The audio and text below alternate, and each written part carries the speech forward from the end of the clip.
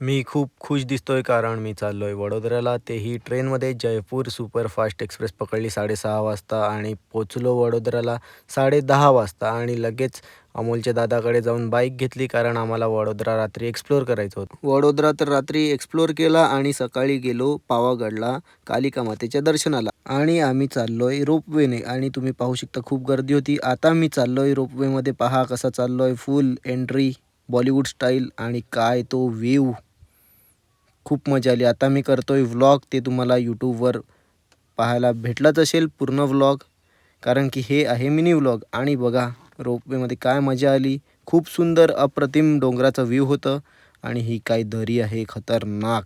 आता आम्ही रोपवेमधून उतरलो. रोपवेमधून उतरल्यानंतरही आपल्याला 300 पायऱ्या चढाव्या लागणारच आहेत. आता तेच करत आहेत आणि काय व्ह्यू आणि खूपच गर्दी पाहायला भेटते आपल्याला. आणि हा मी व्लॉग करतोय पुन्हा.